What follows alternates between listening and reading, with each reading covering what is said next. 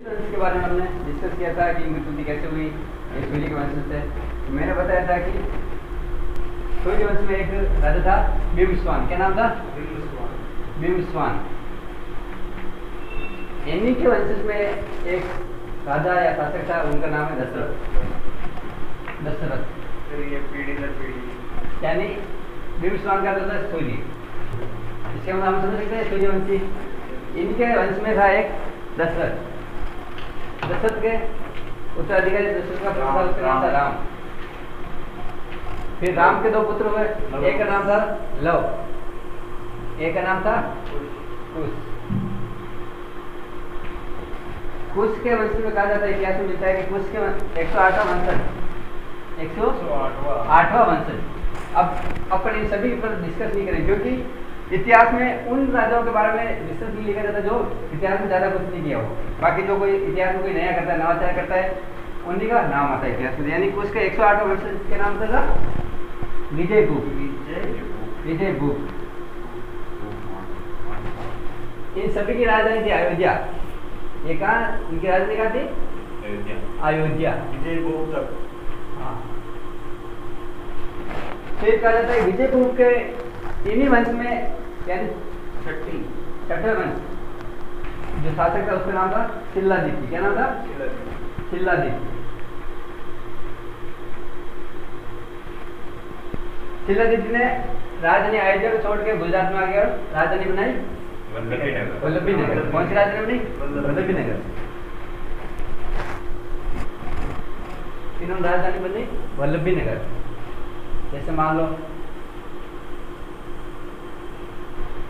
ये अपना भारत है, ये गुजरात, यहाँ पर एक नगर पड़ता है, उनका नाम है वल्लभी नगर।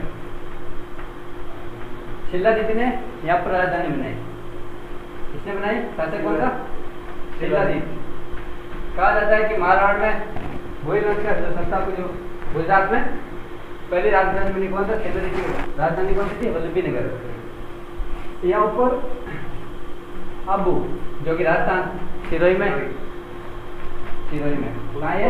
पुष्पावती से जाती। यानी कि यहाँ पर शिलादित्य के शासन काल में यहाँ एक शासन था परमार वंश। कौन था? परमार वंश। परमार वंश था। परमार वंश की राजकुमारी थी, इनका नाम था पुष्पावती। क्या नाम था? पुष्पावती।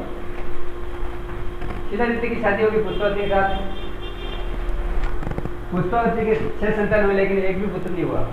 6 संतान हुई लेकिन पुत्र नहीं था। तो पुष्पावती ने कहा कि मैं अपने पियर जाऊंगी। यहाँ पर एक माता जी है, इनका नाम है अर्बुदा देवी, माउंट आबू पे। क्या नाम है? अर्बुदा देवी, जिनको राजस्थान के वैष्णो देवी के नाम, यानी राजस्थान की वैष्णो देवी भी कहते हैं। यहाँ से ये मनौती के लिए, पुत्र के मनौती के लिए गई यहाँ पर अर्बुदा देवी। इतिहास में ऐसा मिलता है कि ये मनौती के लिए गई अर्बुदा देवी, तब यहाँ वल्लभी नगर पर अरबों का आक्रमण हो गया। किसको हुआ? अरबों का आक्रमण। अरबों का आक्रमण हुआ।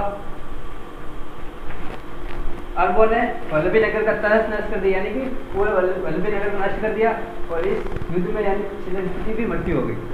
अब शिलादित्य की मृत्यु हो गई तो मैंने बताया था राजपूतों में एक प्रथा है, यानी कि पत्नी मरने पर वो सती हो जाती है, पियर में स्त्री रहती है। और अगर गर्भवती हो तो वो सती नहीं हो सकती। तो अब यानी कि जो पुष्पावती ये गर्भवती थी, 7वां गर्भ था, यानी ये आबू को छोड़ के, आबू के पास में एक नगर है वीरनगर। कौन सा नगर? वीरनगर। वीरनगर एक ब्राह्मण थी, उनका नाम था कमलावती। कमलावती कौन थी? ब्राह्मणी। यहाँ रहने लगी। यहाँ पर रहने लगी तो कहा जाता है कि जो पुष्पावती ने एक पुत्र को जन्म दिया, जो कि भूपा में। उस पुत्र का नाम था गोहिल। क्या नाम था? गोहिल क्यों पड़ा नाम? क्योंकि भूपा हुआ। गोहिल, इसको गोहिलादित्य भी कहते हैं। गोहिलादित्य भी कहते हैं, इसको गोहिल दत्त भी बोलते हैं। क्या बोलते हैं? गोहिल दत्त। समझ में आ रहा है? अब गोहिल दत्त यानी गोहिल दत्त का जन्म हुआ, इनका लालन पालन किया कमलावती ने, और ये पुष्पावती जाके सती हो गई। जैसे गोहिल दत्त बड़ा हुआ तो इन्होंने कहा कि मेरे पिताजी कौन थे, माता कौन थी। तो कमलावती जो कि इनकी दाई माँ थी, इन्होंने बताया कि तुम्हारे पिताजी ने अरबन आक्रमण किया वल्लभी नगर पर, तो उनकी मृत्यु हो गई। तो इन्होंने कहा कि मैं वापस अरबन पर आक्रमण करूंगा। ये आक्रमण सरल उठवाई और आक्रमण करने के लिए गया। तब तक अरब जो अरब के जो आक्रमणकारी थे वो चले गए थे। फिर इन्होंने आबू के पास में जो एक क्षेत्र आता है उसका नाम है मेवाड़। क्या नाम है? मेवाड़। इन्होंने मेवाड़ के मेव जाति पर आक्रमण करके वहां पर शासन स्थापित कर दिया। इसलिए कहा जाता है कि मेवाड़ के जो संस्थापक है कौन है? गोहिल दत्त या गोहिलादित्य या गोहिल। अब हमने पूरी कथा क्यों पढ़ी? क्योंकि यानी गोहिल वंश की उत्पत्ति कैसे हुई आपको पता चल गया। और एक ही वंश कहते हैं, सूर्यवंशी थे चंद्रवंशी, क्योंकि बिंबिसार से वो वंश चल रहा है और बिंबिसार का अर्थ था सूर्य, यानी कि सूर्यवंशी था। रामचंद्र जी सूर्यवंशी थे, उन्हीं के वंश या लव का वंशज माना जाता है गोहिल जी, जो कि मेवाड़ में शासन करता है। हाँ मैंने पढ़ा भी विदेशी बताया वो डायरेक्ट भोजन क्या का बताया। हाँ, अब इनके बारे में अलग अलग इतिहासकार ने अलग अलग मत दिया। जैसे अबुल फजल, अबुल फजल ने तो कहा, अबुल फजल ने गोहिलों को बताया कि ये ईरान के एक शासक नौशेखा आदिल, इन्होंने कहा कि नौशेखा आदिल के वंशज कौन? गोहिल। इन्होंने आक्रमण किया गुजरात पर। किस पर आक्रमण किया? गुजरात पर आक्रमण किया और यहाँ के रहने लगे। फिर गुजरात से राजस्थान में आ गए और मेवाड़ में आके गोहिल वंश की स्थापना कर दी। कौन कह रहे हैं? अबुल फजल। अबुल फजल के अनुसार ये मिलता है। यानी कि आपसे पूछे अबुल फजल ने इनके लिए क्या कहा, उत्पत्ति कैसे मानते? यानी कि इन्होंने माने कि ईरान के नौशेखा आदिल के वंशज मानते हैं गोहिल को, जबकि कर्नल जेम्स कहता है नहीं, ये नौशेखा आदिल की संतान नहीं। कर्नल जेम्स कहता है, कर्नल जेम्स इनको घोड़े वाले बाबा के नाम से भी जानते हैं। इन्होंने कहा कि नहीं, ये विदेशी नहीं, ये गुजरात में रहते हैं और छिल्लादित्य की संतान। किसकी संतान? छिल्लादित्य की संतान, जो कि वो मारवाड़ में मेवाड़ में आकर रहने लगे और गोहिल वंश की स्थापना कर दी। और उन्होंने सही कहा। अपने अपने मत के अनुसार सभी ने अलग अलग मत दिया। एक इतिहास कह रहा है ये, एक ही कह रहा है ये। यानी कि जब आप आगे बढ़ोगे इन सभी वंशजों के बारे में तो आपको पता चलेगा एक इतिहासकार क्या कह रहे हैं। अलग अलग अपने मतों से जो उनको प्रमाण मिले उनके अनुसार उन्होंने अपना अपना मत दिया। ठीक है, अब बात करें गोहिल वंश। गोहिल वंश का संस्थापक कौन हो गया? तो गोहिलादित्य संस्थापक हो गया गोहिलादित्य या गोहिल या गोहिल दत्त। गोहिल दत्त संस्थापक हो गया। संस्थापक का मतलब उनको आदि पुरुष बोलते, क्या बोल सकते हैं? आदि पुरुष और मूल पुरुष भी बोलते हैं। मूल पुरुष, क्योंकि गोहिल वंश की स्थापना किसने की? इन्होंने की। गोहिल वंश के गोहिलादित्य के पिता का नाम क्या था? पिता का नाम वेरी गुड, छिल्लादित्य। माता का नाम? माता का नाम था पुष्पावती। ठीक है, दाई माँ या इनका लालन पालन किसने किया? कमलावती। कमलावती एक ब्राह्मणी थी, इन्होंने इनका लालन पालन किया। ठीक है, तो इस वंश की स्थापना यानी स्थापना कब हुई? 566। ठीक है, यानी गोहिल वंश के बारे में ये प्रमाण मिलते हैं। इनकी उत्पत्ति कैसे हुई, फिर हमने इनके राज के बारे में पढ़ा। सूर्य अंकित, इसका मतलब हम समझ सकते हैं कि गोहिल वंश सूर्यवंशी थे। आज हम पढ़ेंगे बप्पा रावल या काल भोज। ये बात समझ में आ गई गोयल वंश के बारे में, गोयल वंश के बारे में ये प्रमाण मिलता है।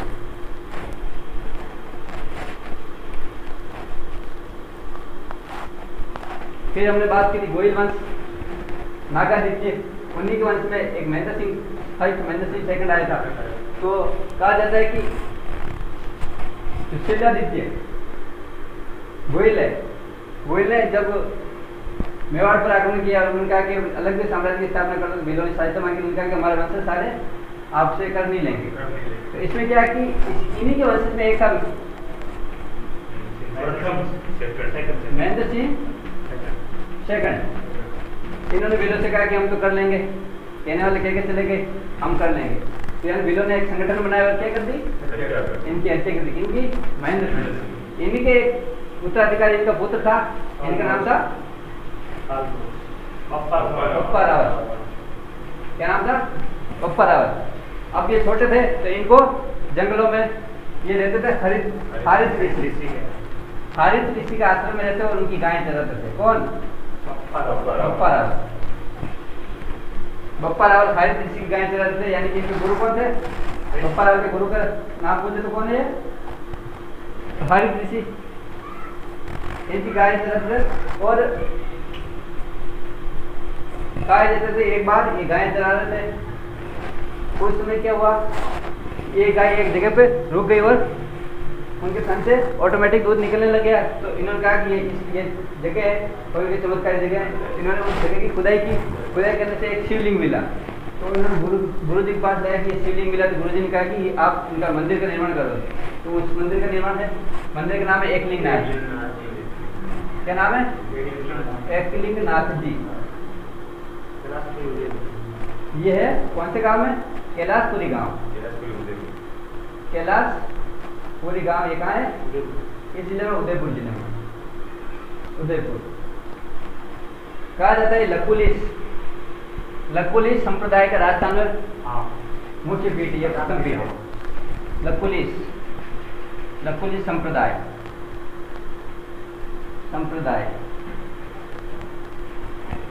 लकुलिश संप्रदाय की एकमात्र पीठ जो राजस्थान में कहाँ है, वो कैलाशपुरी उदयपुर में।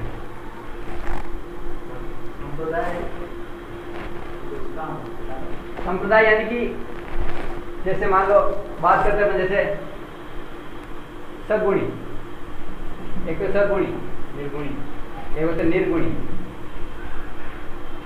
अलग अलग पंथ होते हैं।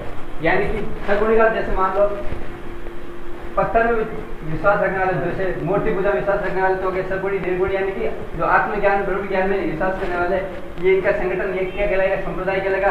इनका संगठन क्या कहलाएगा, संप्रदाय। इसी प्रकार शिव में विश्वास रखने वाले लकुलिश, ये क्या हो गया, संप्रदाय। यानी कि ये सभी शिव में विश्वास रखते हैं। कौन, इनका प्रमुख प्रधान पीठ है वो एकलिंग नाथ जी, कैलाशपुरी उदयपुर।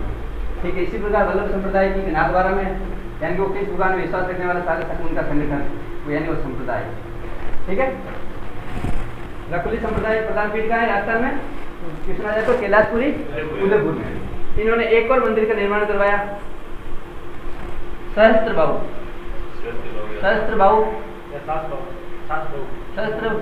नाम सहस्त्र बाहु, लेकिन आजकल आता है सास बाहु के नाम से आता है। क्या नाम आता है, सास बाहु का मंदिर।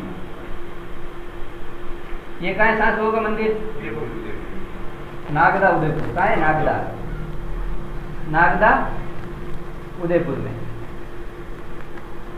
यहां तक समझ में आ गया। एक बार क्या हुआ कि मेवाड़ पर अरबों का आक्रमण हुआ, मेवाड़ पर अरबों का आक्रमण हो गया। जैसे मेवाड़ है, यहाँ पर अरबों का आक्रमण हुआ।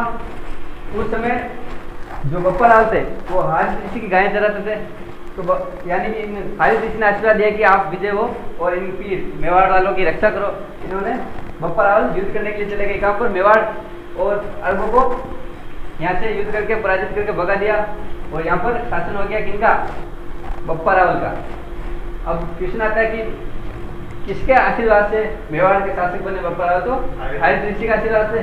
इसलिए इन्होंने बप्पा रावल की उपाधि किसने दी, इनके गुरु ने इनको उपाधि दी बप्पा रावल को। तो क्वेश्चन आता है कि बप्पा रावल को बप्पा रावल की उपाधि किसने दी, तो इनके हारिस ऋषि, इनके गुरु। इनका मूल नाम क्या था, काल भोज, यानी बप्पा रावल। बप्पा रावल एक उपाधि है जो कि हरि ऋषि थी। बप्पा का होता है कि पिता, यानी कि मेवाड़ से इन्होंने जीत लिया तो मेवाड़ का पिता हो गया। रावल का मतलब राजा, यानी मेवाड़ का राजा। ये उपाधि थी हरि ऋषि ने। तो आप नोट कर लो, बप्पा रावल की उपाधि किसने दी? किसने दी? हरि ऋषि, जो कि उनके गुरु थे। ठीक है, ये देखो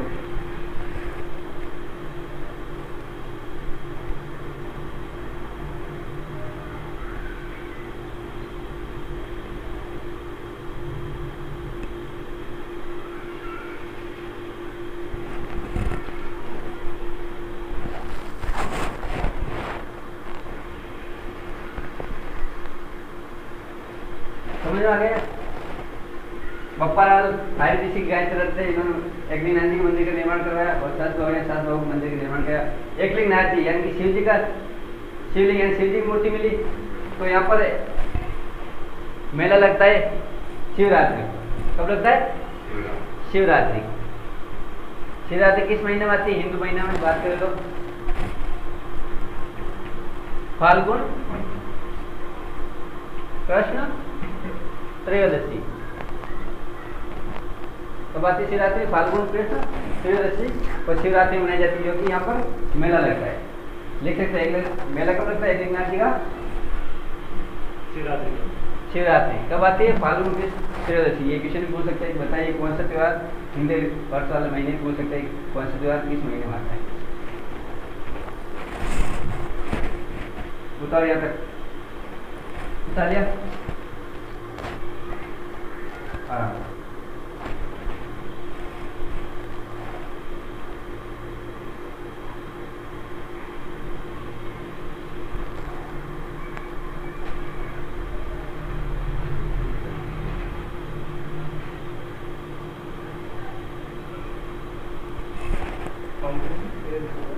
फाल्गुन कृष्ण त्रयोदशी ध्यान रखें। एक कृष्ण होता है, एक शुक्ल पक्ष होता है। महीने के 2 पक्ष होते हैं। शुक्ल पक्ष यानी जो बाद वाला सेकंड वाला जो पक्ष, हाँ सेकंड वाला पक्ष तो उसको शुक्ल पक्ष बोलते हैं, फर्स्ट वाला कृष्ण पक्ष बोलते हैं। ठीक है, अमावस के बाद में आता है शुक्ल पक्ष। अमावस से पहले आता है वो कृष्ण पक्ष आता है। एकदम अमावस कर दो ये।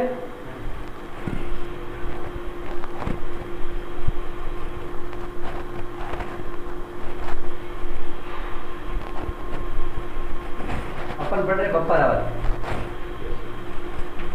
बप्पा रावल या कालभोज, इनका नाम कालभोज।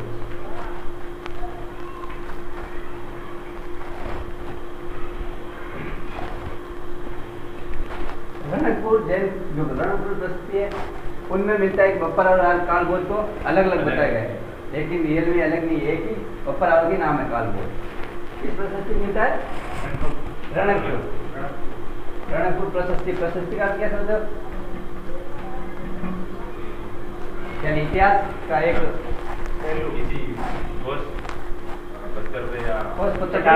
हाँ लिखा हुआ हिंदी वंश का वंशावली क्या कहलाती?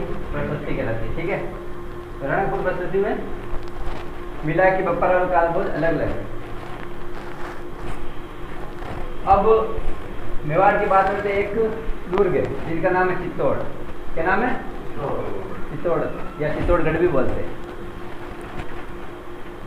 कहा जाता है कि इनका निर्माण चित्रांगद मोदी ने कराया। चित्रांगद मोदी कब करवाया? 3वीं शताब्दी में। कब करवाया? 3वीं शताब्दी में करवाया। तो इसका मतलब हम ये समझ सकते हैं कि गोइल वंश का जो शासन आया, गोइल वंश आए उससे पहले या 3वीं शताब्दी, गोइल वंश कब आए? 6वीं शताब्दी में 567 ईस्वी में गोइल वंश की स्थापना। इसका मतलब चित्तौड़गढ़ का निर्माण जो करवाया तो गोइल वंश ने नहीं करवाया। ईस्वी बोल रहे हो। अब चित्रांगद में 3वीं शताब्दी की बात हो रही, जबकि गोइल वंश आए 6वीं शताब्दी। इसका मतलब चित्तौड़गढ़ दुर्ग का निर्माण गोइल वंश ने नहीं करवाया।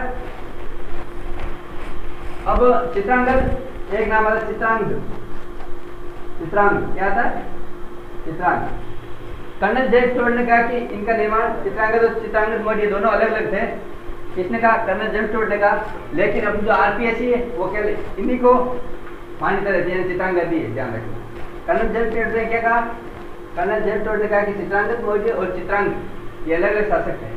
जबकि आरपीएस मानती नहीं, चित्तौड़गढ़ निर्माण करता कौन थे? ये दोनों नहीं हो गए, केवल चित्रांगद ही है। ठीक है, ये आपको ध्यान में रखना है। इनका प्राचीन नाम था चित्रकूट। क्या नाम था? चित्रकूट। इसका नाम चित्तौड़गढ़।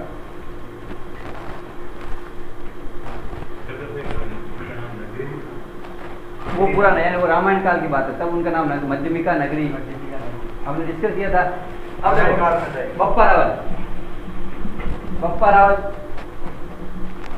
चित्तौड़ पर आक्रमण किया और चित्तौड़गढ़ को जीत लिया। इसको जीता, चित्तौड़गढ़ को जीत लिया। चित्रांगद मौर्य को हराकर बप्पा रावत ने चित्तौड़गढ़ को जीत लिया, दुर्ग को। तो कहा जाता है कि चित्तौड़ पर विजय प्राप्त करने वाले घोइल वंश का प्रथम शासक कौन है? बप्पा रावत। यानी कहा जाता है कि चित्तौड़ दुर्ग पर घोइल वंश का जो प्रथम शासक, जो शासन स्थापित करने वाला कौन है? बप्पा रावत। जबकि दशरथ शर्मा जो कि इतिहासकार, वो नहीं मानता है कि बप्पा रावत, वो इसको मानता है, जयद्रथ सिंह को मानता है कि नहीं, चित्तौड़गढ़ को जीतने वाला प्रथम शासक बप्पा रावत नहीं, जबकि इन्हीं का वंशज है जयद्रथ सिंह। दशरथ शर्मा क्या कह रहा है? दशरथ शर्मा इनके मतानुसार जो चित्तौड़गढ़ का प्रथम जो शासक है, या प्रथम चित्तौड़गढ़ को जीतने वाला, चित्तौड़गढ़ पर प्रथम जीत हासिल करने वाला कौन था? हासिल करने वाला किनको मानते थे? वो जयद्रथ सिंह को।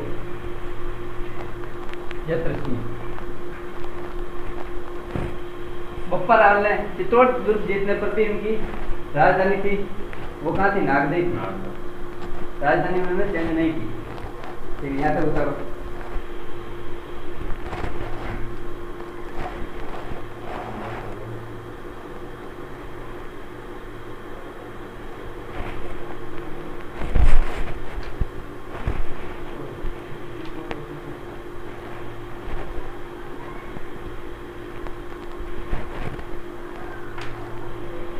जल्दी उतारो।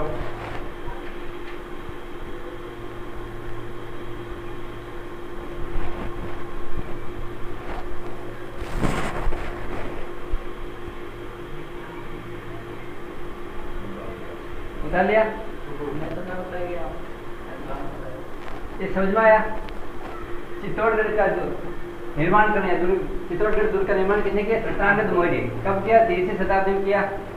ठीक है, इन पर आक्रमण किया बप्पा रावत ने, जो कि कहा जाता है कि इनके पास कितनी सेना थी? 12,72,000। कितने? उस समय 12,72,000 सेना थी इनके पास। बप्पा रावत के पास 12,72,000 सैनिक थे, सेना थी। इन्होंने आक्रमण किया चित्तौड़गढ़ दुर्ग पर।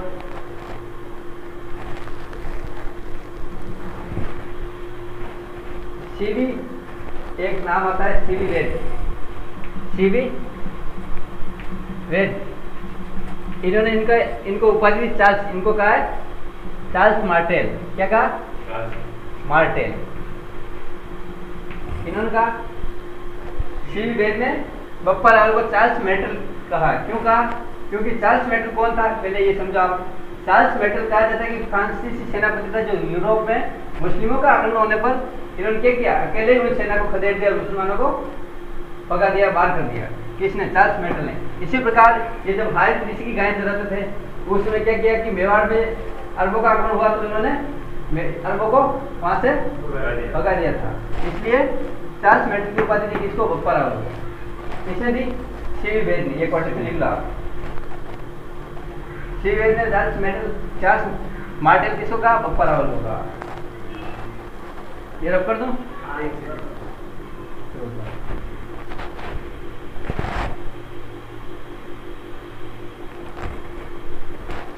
है ना, सीवी वेद, सीवी वेद। इन्होंने चित्तौड़गढ़ पर आक्रमण कर चित्रांगद मौर्य को पराजित करके चित्तौड़गढ़ अपने अधिकार में कर लिया। ठीक है, ये सभी मिलता है मानमौर्य शिलालेख में। कहाँ मिलता है ये? मानमौर्य शिलालेख।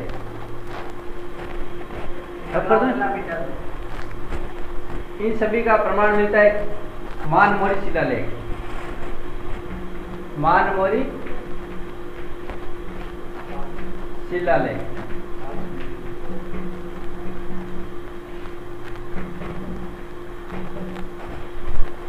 ये शिलालेख मानसरोवर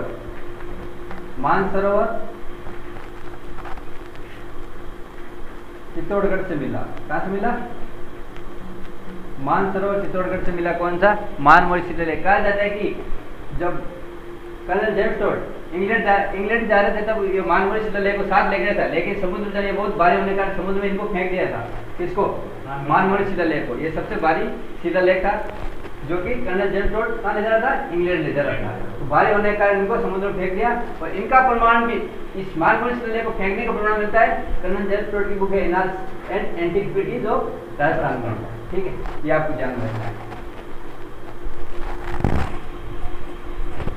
बप्पा रावल की मृत्यु हुई थी नागदा में। कहाँ हुई? नागदा।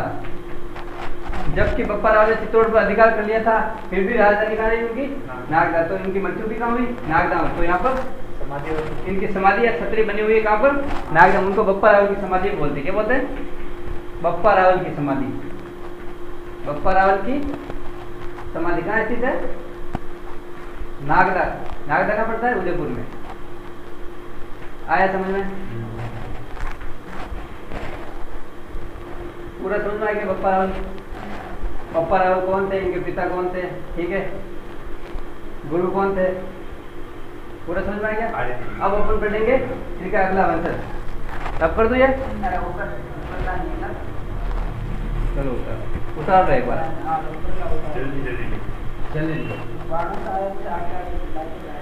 हाँ कोई बात नहीं।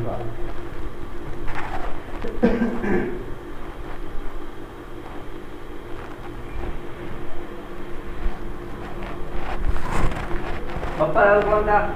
महेंद्र सिंह सेकंड का उत्तराधिकारी था, जो कि हारिस ऋषि की गाय चलता है। हारिस ऋषि इनके गुरु थे। ठीक है, इनकी माता का नाम का तो कोई विशेष प्रमाण नहीं मिलता है। और बप्पा रावल थे, इन्होंने मेवाड़ को मेव जाति की रक्षा की। मेवाड़ में जो आर्यों का आक्रमण हुआ, उनसे वहाँ की जो जनजाति थी, वहाँ की जाति थी, वहाँ के जो निवासी थे, उनकी रक्षा की। और उनको बप्पा रावल की उपाधि किसने थी? उनकी गुरुनंदी थी। ठीक है, इसी प्रकार इन्होंने चित्रांगद मौर्य को पराजित करके चित्तौड़ पर अधिकार किया था। ठीक है, हाँ, इसका एक और प्रमाण देता है सोने के सिक्के जारी करने वाले कौन है? बप्पा रावल। ये भी लिखो आप। भोइल वंश का वो प्रथम शासक जो सोने के सिक्के जारी किए। सोने के सिक्के जारी करने वाले मेवाड़ के पहले शासक कौन है? बप्पा रावल। कौन है? बप्पा रावल। इनका एक और नाम है कालभोज के नाम से भी जानते हैं, कालभोज। अब आपको ध्यान होना चाहिए कालभोज, इनको कालभोज क्यों कहते थे? तो किंवदंती है। किंवदंती का होता है कि दंत कथा नहीं होती, उसको इस प्रकार बोलते हैं किंवदंती। क्या बोलते हैं? यानी कि कहा जाता है उनके बारे में, किंवदंती यानी लोगों के मुंह से सुना कि इनको क्या कहा जाता है कि ये एक साथ में 4 बकरे का भोजन करते थे। कितने? 4 बकरे भोजन के लिए चाहते थे इनको एक दिन में, एक साथ में भोजन करे तो इनको 4 बकरे का भोजन करते थे। हाँ, और 35 हाथ की धोती पहनते थे।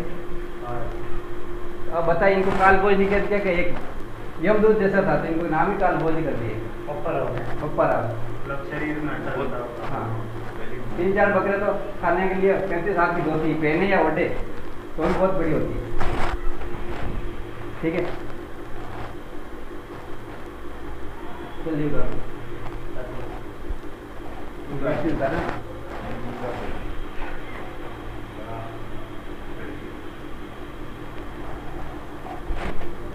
ये कौन सा वंश है? सूर्यवंशी चंद्रवंशी, क्योंकि वही वंश चल रहा है। और अगर थोड़ा और लेकर तो सोने के सिक्के जारी करना था, यानी सोने के सिक्के ये कहाँ मिले? अजमेर में मिले। कहाँ मिले? अजमेर में मिली हो 115 ग्रेन के। ठीक है, ये होते हैं जैसे 16 होता है माथा होता है, उसी प्रकार ग्रेन होता है 115 ग्रेन। धरती 16 माथा सुना होगा आपने, उसी प्रकार ग्रेन होता है 115 ग्रेन। कहाँ मिले? अजमेर में मिले। अब नेक्स्ट पढ़ेंगे अपन अल्लट। नेक्स्ट आता है अल्लट। अल्लट, राजा अल्लट, जो कि बप्पर रावल का ही वंशज था।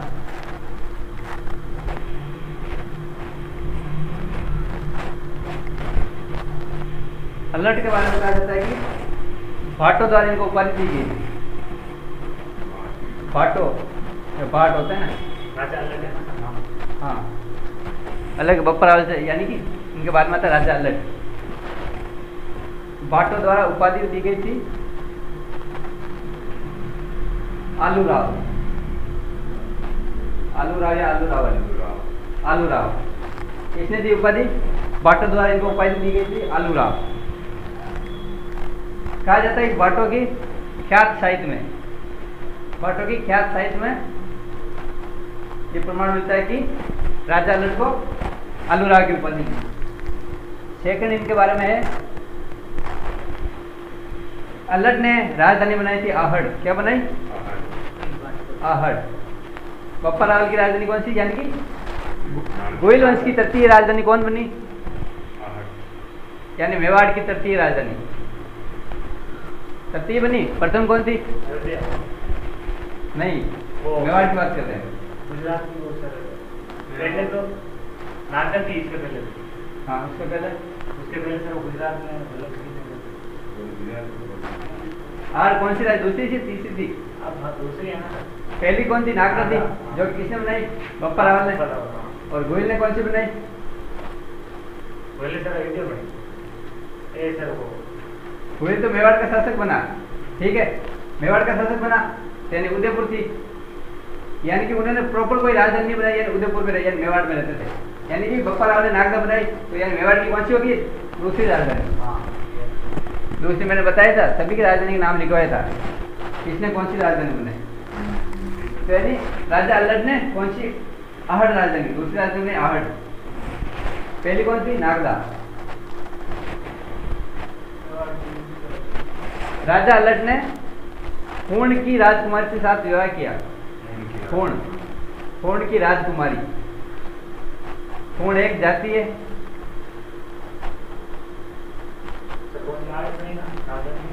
हाँ, आहड़, आहड़। देखो याद करें, ठीक बता दो, अल्लट, क्या नाम? अल्लट ए से आ रहा आहड़, और थ आ रहा बीच में, हे से पूर्ण की राजकुमारी, फिर हे से हरियादे, हरियादे, हरिया देवी या हरिया देवी। क्या नाम था राजकुमारी का? हरिया दिया, हरिया देवी, ठीक है। पूर्ण की राजकुमारी हरिया देवी के साथ इन्होंने विवाह किया, इसने, अल्लट ने। कहा जाता है कि राजस्थान में प्रथम इंटरनेशनल विवाह करने वाला कौन था? अल्लट, क्योंकि पूर्ण का थे मध्य एशिया के थे, यानी कि विदेश में शादी करने वाला प्रथम राजस्थानी कौन था? अपन मेवाड़ वंश की बात करें तो राजा अल्लट, यानी राजस्थान का प्रथम अंतर्राष्ट्रीय विवाह,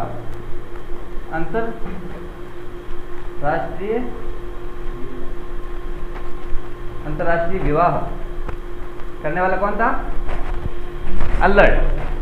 इन्होंने हूण की राजकुमारी हरिया देवी के साथ विवाह किया। हूण की राजकुमारी का, यानी हूण जाति कहाँ की थी? मध्य एशिया की। राजस्थान का प्रथम इंटरनेशनल विवाह करने वाला था अल्लट, और सेकंड करने वाला सभी को पता है कि रतन सिंह, जो कि पद्मिनी को लेकर आए, तो शील देवी यानी श्रीलंका की राजकुमारी थी। ओपन नेक्स्ट पढ़ेंगे इनके बाद में, ठीक है। ये उत्तर रहेगा। हरिया देवी, हरिया देवी, हरिया देवी, हरिया देवी। पहले सभी जगह एक ही भाषा चलती थी। अलग छत्ती के को भाषा होती है, अभी होती है, पहले भी होती थी। जो टच में रहते थे उनको पता कि हाँ इस क्षेत्र में, जैसे मान लो अपन बात की राजस्थान की, ठीक है, हरियाणा है, टच में कौन है? हनुमानगढ़ आ रहा है, ठीक है। तो यानी कि जो हनुमानगढ़ की भाषा है वो हरियाणा जैसी बोलते हैं, ठीक है। वो अपने भी समझते हैं। जैसे बांसवाड़ा गुजरात के टच में आ रहा था, बांसवाड़ा वाले अधिकतर भाषा यानी गुजराती बोलते हैं, यानी कि वो मिक्स हो जाती है, राजस्थान में गुजराती मिक्स हो जाती है। इसी प्रकार जो धीरे धीरे ये जाति जैसे राजस्थान में रहती है, लगभग राजस्थान की भाषा सीख जाएगी, इसी प्रकार चलता था। यानी सभी जगह अलग अलग भाषा थी, लेकिन वो सीखने की भाषा का आदान प्रदान होता था और एक दूसरे की भाषा समझ जाते थे, ठीक है। ये उत्तर है।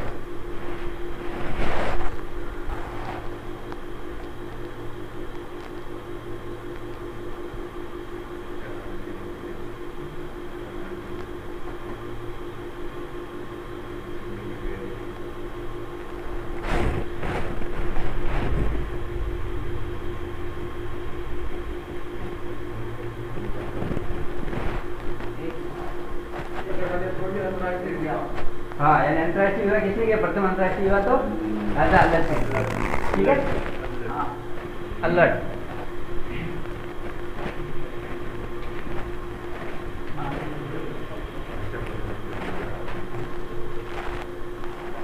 इनके बारे में इतिहास में इतना ही मिलता है। अपन बात करें गोहिल वंश की, किसकी बात कर रहे हैं? गोहिल वंश। इन्हीं के वंश में एक शासक था श्याम सिंह। श्याम सिंह, श्याम सिंह, खेम सिंह। ठीक है, इनके एक पुत्र था, इनका नाम था सामंत सिंह।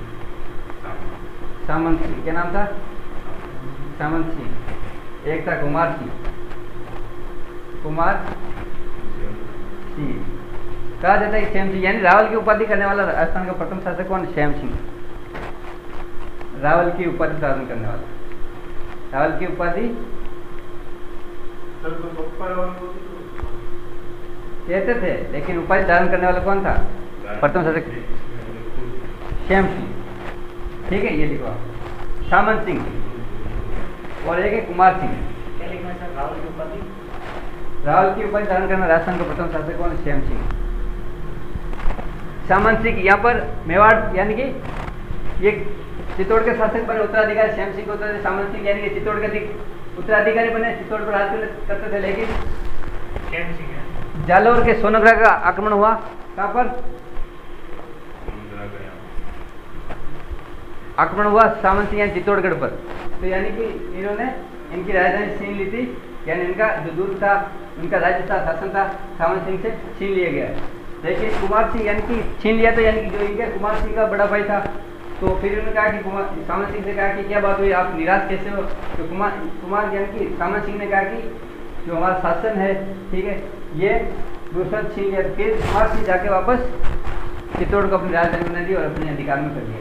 इनके बारे में ये मिलता है। ठीक है, फिर इनका सामंत सिंह चित्तौड़ का शासक था, जो श्याम सिंह का बड़ा वाला पुत्र था, तो ये शासक था। ठीक है, इसमें जालौर के सोनग्राह का आक्रमण हुआ। ठीक है, कई इतिहास का बताते हैं अरबों का आक्रमण हुआ, यानी अलग अलग प्रमाण के अनुसार अलग अलग अपना अपना मत देते थे। ठीक है, सामंत सिंह का जो दुर्ग था या शासक था चित्तौड़ का, यानी सोनग्राह चौहान, जालौर के सोनग्राह चौहान छीन लिया था। फिर कुमार सिंह गया तो वापस उनको अपना उत्तराधिकारी अपने अधिकार में ले लिया। ठीक है, यानी श्याम सिंह यानी रावल की उपाधि धारण करने वाला प्रथम शासक है। इनके बारे में ये इतना ही मिलता है, ये लिखो। इनके बाद में शासक आता है रतन सिंह। वो किसका था? सब कर दूं? 2 मिनट तक। हाँ सर, आराम।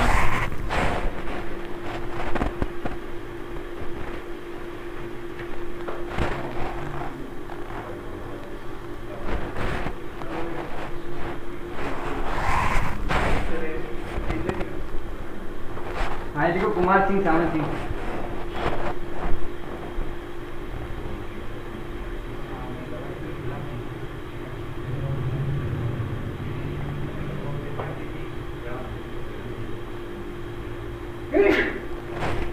क्या हुआ? हमने बात की थी गोहिला रीति की, फिर बप्पा राव, फिर आया अल्लट, फिर हमने बात की श्याम सिंह। इस प्रकार के छोटे छोटे शक्ति सिंह बहुत सारे शासक थे, लेकिन उनका इतिहास में ज़्यादा प्रमाण नहीं मिलता है। उन्होंने कोई नवाचार नहीं किया, इतिहास में ऐसा कोई इतिहास नहीं रहा उनका, इसलिए उनके बारे में अपन नहीं पढ़ेंगे और अपन पढ़ेंगे जैसे इनके बीच में आता है मेरे भाई गोहिल, श्याम सिंह, सामंत सिंह, कुमार सिंह, सत्य सिंह, राय सिंह, बहुत सारे सिंह आते हैं। ठीक है, राय सिंह आता है जिससे कि 2 पुत्र, जिससे सिसोदिया वंश की उत्पत्ति, उनको अपन बाद में पढ़ेंगे। रतन सिंह पहले अपन पढ़ लेते हैं, इनके बाद में थर्ड जो राजधानी बनाने वाला है वो है जैत्र सिंह। कौन था? जैत्र सिंह। जैत्र सिंह, जैत्र। अगला शासक आता है जैत्र सिंह। जैत्र सिंह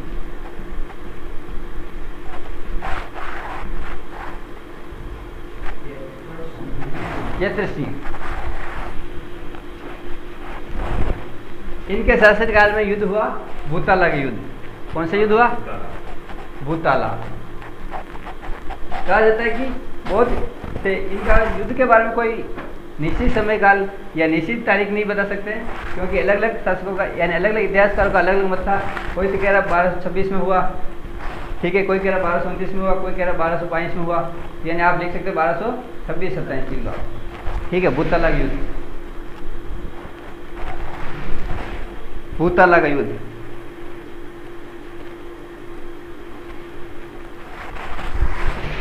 किन किन के बीच में हुआ है? हाँ, भूतला युद्ध कब हुआ? 1226-27 लिख लो। यानी जैत सिंह के बारे में बता रहा हूँ मैं। हाँ चलो ठीक है, मिटा दिया मैंने, ठीक है। भूतला युद्ध 1226-27 ये हुआ इल्तुतमिश, किसके बीच में हुआ?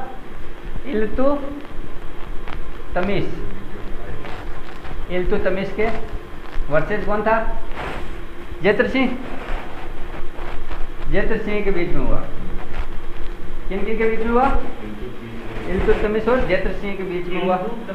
इल्तुतमिश जो कि जैत्र सिंह के समकालीन मुगल वंश का शासक कौन था? इल्तुतमिश। सही नहीं दिखा, वापस नहीं करता हूँ। इल्तुतमिश, ठीक है। हाँ ऐसे पूछ लेते हैं, यानी जैत्र सिंह के समय जो मुगल शासक था कौन था? इल्तुतमिश। इन्होंने यानी जैत्र सिंह, इन्होंने राजधानी बनाई थी चित्तौड़गढ़।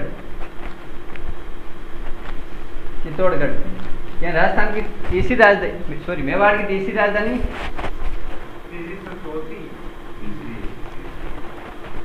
मेवाड़ की तीसरी राजधानी कौन सी है? तीसरी राजधानी चित्तौड़गढ़ किसने बनाई? जैत्र सिंह। कहा जाता है कि इल्तुतमिश ने भूतला है, भूतला कहाँ है? भूतला है हल्दी घाटी, राजसमंद। हल्दी घाटी राजसमंद के पास में ये भूतला है। हाँ भूतला, हल्दी घाटी राजसमंद के पास में भूतला। 1226 में युद्ध हुआ जैत्र सिंह और इल्तुतमिश के बीच में।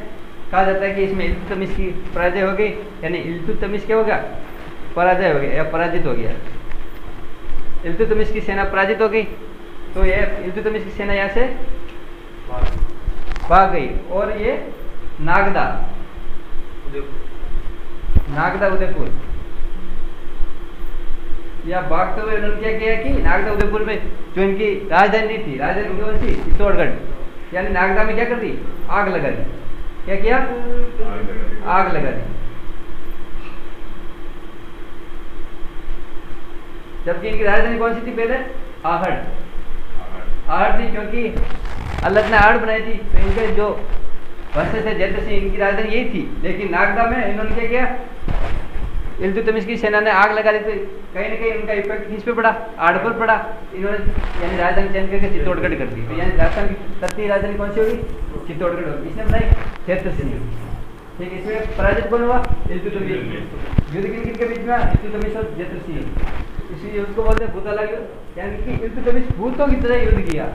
अच्छा नहीं युद्ध किया, भूतों की तरह किया, इसे यानी याद रख सकते हो। भूतला इल्तुतमिश और जैत्र सिंह के बीच में कब हुआ? इनका कोई ठोस प्रमाण नहीं मिलता, इसलिए इनको कोई इतिहास का 1226 कह रहा था, कोई 29 बता रहा था, कोई 22 बता रहा है, ठीक है। आप 1226-29 याद रखना, ठीक है। ये करो।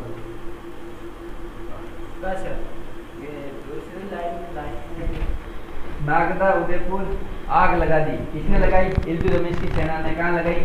नागदा उदयपुर, ठीक है। अपन क्या पढ़ रहे हैं? इतिहास पढ़ रहे हैं। इतिहास का मतलब आपको ऐसे पढ़ना है कि जैसे कोई फिल्म चल रही हो, माइंड में होना चाहिए कोई मूवी चल रही है, फिल्म चल रही है।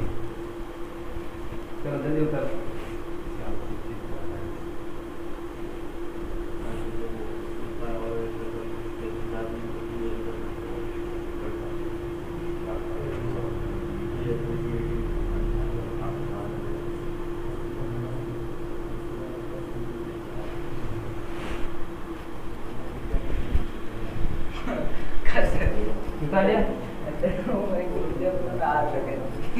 नहीं, इनका युद्ध तो भूतला हल्दी घाटी हुआ, लेकिन ये वहां पर चले गए। अब यहाँ तो कुछ नहीं कर सकते, जाते जाते नागदा में आग लगा दी।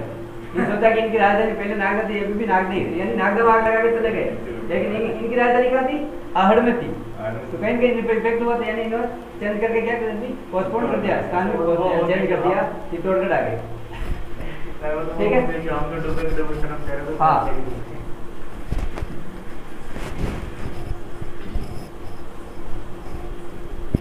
जैत सिंह के काल को मेवाड़ का स्वर्ण काल बोलते हैं। क्या बोलते हैं? स्वर्ण काल, क्योंकि इन्होंने उसमें उस राज्य का जो विस्तार किया सबसे ज्यादा जैत सिंह ने, के इनके पूर्व जो शासक थे उसके अपेक्षा कहा जाता है कि जैत सिंह यानी एकमात्र ऐसा शासक जिन्होंने विरोधियों ने यानी इनकी प्रशंसा की कि ये खतरनाक या शक्तिशाली शासन है, यानी विरोधियों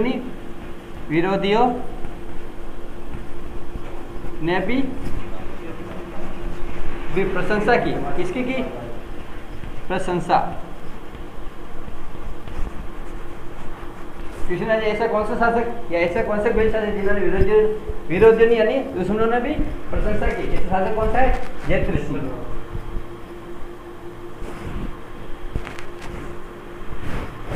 जयचंद्र सूरी, एक जयचंद्र सूरी का एक ग्रंथ है, जयचंद्र सूरी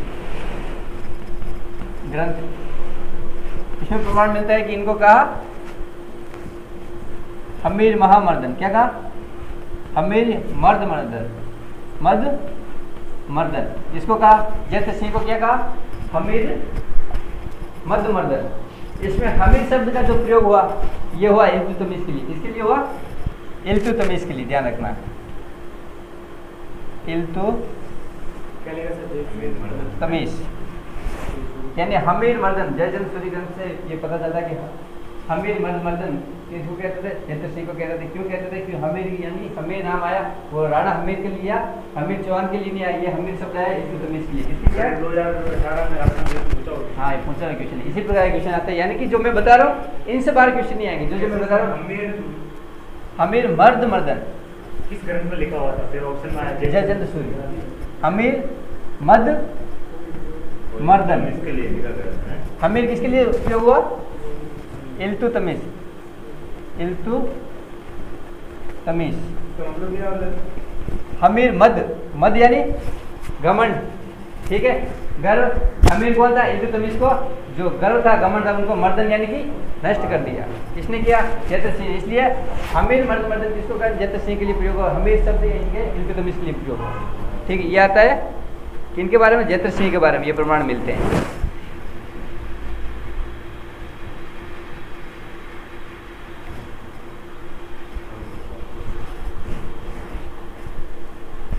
उतारो, जल्दी उतारो। उतार लिया। मेवाड़ का स्वर्ण काल जैत सिंह के जो शासन काल को कहते हैं स्वर्ण काल। ठीक है, जयचंद्र सूरी ग्रंथ में हमीर मर्दन जैत सिंह के लिए प्रयोग हुआ। हमीर किसके लिए प्रयोग हुआ? इल्तुतमिश के लिए। यानी ऐसा कौन सा गोहिल वंश या गोहिल शासक जिन्होंने विरोधियों ने भी प्रशंसा की कि वाकई में ये शक्तिशाली शासक है, यानी जैत सिंह की प्रशंसा की। ये आप नोट कर दो। उतार लिया, सब कर दो। अब अपन पढ़ेंगे रावल रतन सिंह।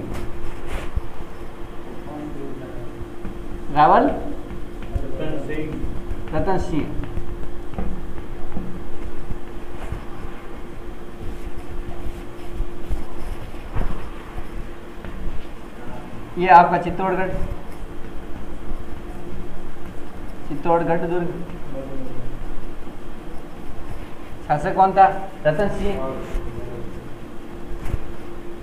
कहा जाता है कि रतन सिंह सिंहलदीप के शासक थे। गंधर्व सेन। कौन थे? गंधर्व सेन। इनकी राजकुमारी या इनकी पुत्री थी जिनका नाम था पद्मावत या पद्मावती।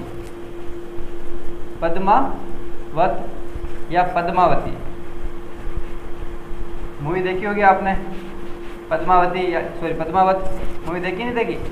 डायरेक्टर कौन है? बंसाली। पूरी देखी मूवी? ठीक, इसका मतलब आपको अच्छे समझ में आएगा कि ये स्टोरी क्या है। संगल द्वीप महाद्वीप या सिंहल द्वीप महाद्वीप, इनको वर्तमान में श्रीलंका को बोलते हैं, श्रीलंका। तो रतन सिंह के बारे में, यानी कि सिंहल द्वीप की राजकुमारी के साथ पद्मावती के साथ इनका विवाह हुआ। इनका हुआ रतन सिंह का। कहाँ के थे? सिंहल द्वीप की थी। कौन? पद्मावती, जो कि वर्तमान में श्रीलंका बोलते हैं। कहते हैं कि राजस्थान में दूसरा इंटरनेशनल विवाह करने वाला कौन था? रतन सिंह। राजस्थान में पहला कौन था?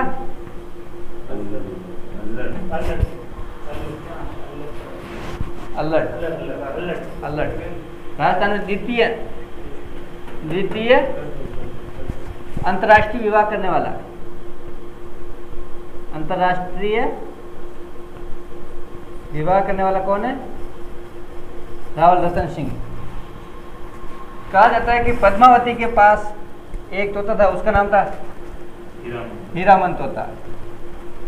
क्या नाम था तोता का? हीरामन तोता।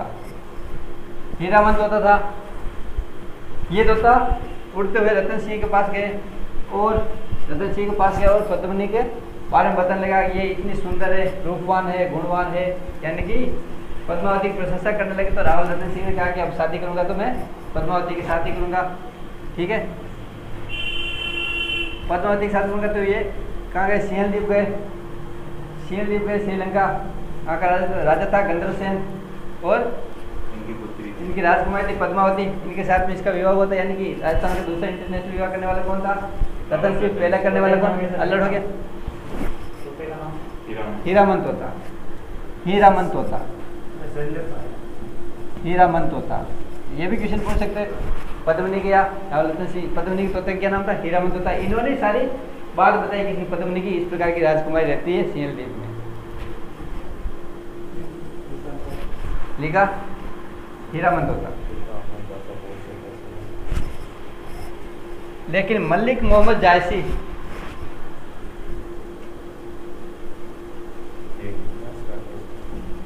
मलिक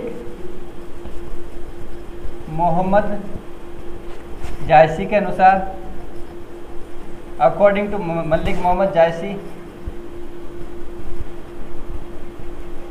इनके अनुसार अगर देखा जाए तो रावल रतन सिंह के राज दरबार में एक तांत्रिक रहता था।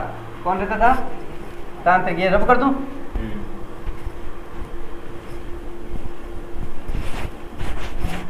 रावल रतन सिंह के दरबार में एक तांत्रिक रहता था